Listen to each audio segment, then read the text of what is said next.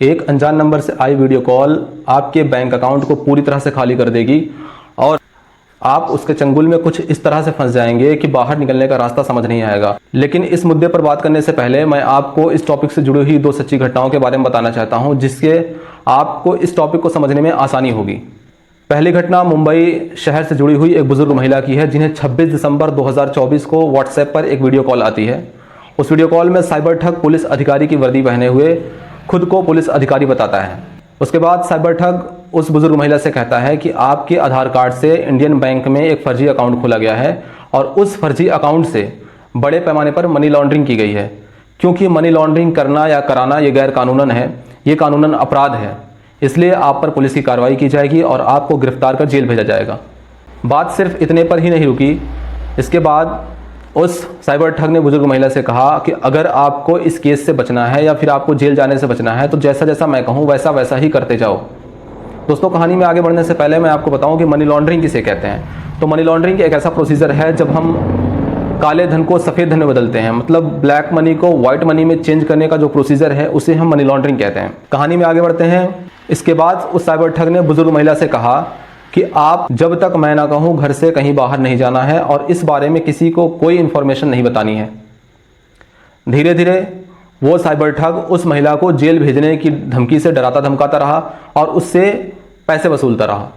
इस घटना में हैरान कर देने वाली बात तो ये है कि ये सिलसिला सिर्फ 2 या 4 दिन का नहीं रहा, बल्कि पूरे 68 दिनों तक उस बुजुर्ग महिला को साइबर ठग ने उसके ही घर में कैद कर रखा था और उससे डरा धमकाकर मनमानी रकम वसूला करता था।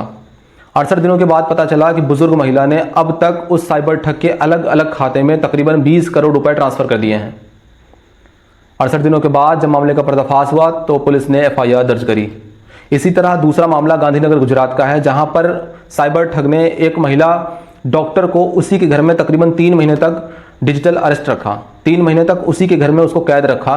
उसके बाद साइबर ठग ने उस महिला डॉक्टर से करीब 19 करोड़ रुपए डरा धमकाकर वसूला था। तो आइए दोस्तों, बिना देरी किए हम जानते हैं कि डिजिटल अरेस्ट क्या है और हम डिजिटल अरेस्ट को किस तरह से समझ सकते हैं। क्या भारतीय कानून में कहीं पर डिजिटल अरेस्ट का कोई प्रावधान किया गया है? क्यों एक आम जनता, भोली भाली जनता साइबर ठग के डर के दबाव में आकर अपनी कमाई हुई जमा पूंजी को साइबर ठग के बैंक अकाउंट में डाल देती है? आखिरकार डिजिटल अरेस्ट से हम कैसे बच सकते हैं और अपनी परिवार को कैसे बचा सकते हैं? तो देखिए दोस्तों, अगर आपको व्हाट्सएप पर या फिर किसी दूसरे ऐप पर वीडियो कॉल आती है और वीडियो कॉल में साइबर ठग पुलिस अधिकारी की वर्दी पहने हुए बैठा रहता है या फिर सादे ड्रेस में भी बैठ सकता है। अगर वो सादे ड्रेस में बैठा हुआ है तो अपने आप को CBI, CID या फिर ED का अधिकारी बताएगा वो आपसे, और उसके बाद आपको एक ID दिखाएगा और वो ID बिल्कुल ओरिजिनल जैसी दिखेगी।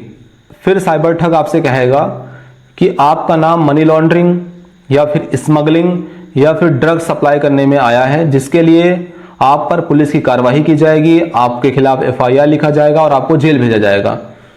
इसके बाद आप घबरा जाएंगे और जैसे ही आप घबराएंगे उसी का फायदा साइबर ठग उठाएगा और आपसे फिर कहेगा कि आपका नाम यहां से निकाला जा सकता है, आपका नाम इस केस से अलग किया जा सकता है, इसके लिए आपको इतने रुपए देने पड़ेंगे। एक रकम बताएगा मोटी मोटा, इतने रुपए आपको देने पड़ेंगे और आप डर की वजह से साइबर ठग के अकाउंट में वो रकम डाल देते हैं।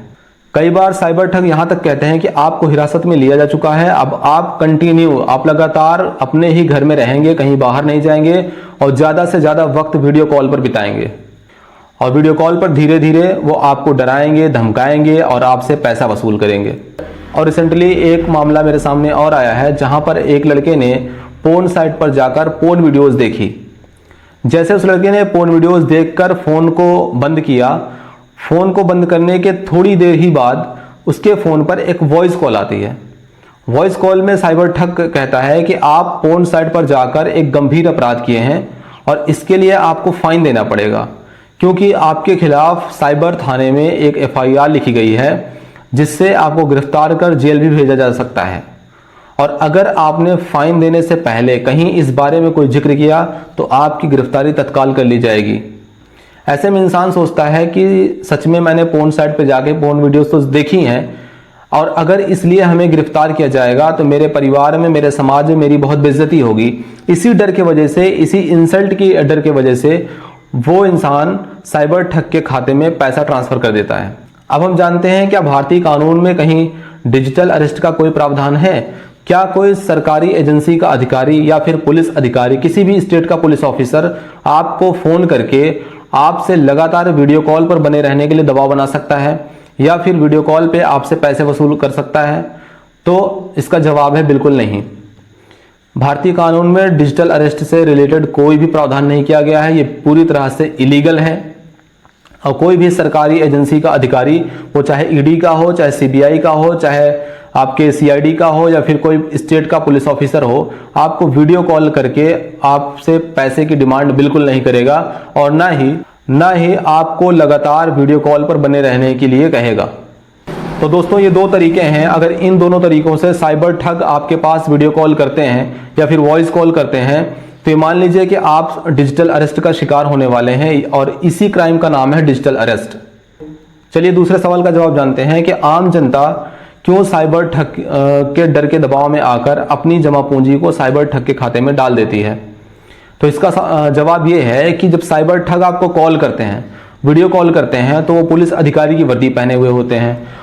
जिस आईडी को आपको दिखाते हैं वो आईडी बिल्कुल एक्चुअल ओरिजिनल जैसी लगती है। साइबर ठग जिस रूम में बैठ के आपको कॉल करेंगे वो रूम बिल्कुल सरकारी दफ्तर जैसा दिखता होगा और उनके पास बोलने की प्रैक्टिस ऐसी होती है कि आपको लगेगा कोई पुलिस ऑफिसर ही हमारे सामने बैठकर हमसे बोल रहा है और ये सच में पुलिस ऑफिसर है। अगर मैंने इसकी बात नहीं सुनी तो मैं अरेस्ट हो जाऊंगा और मैं जेल चला जाऊंगा।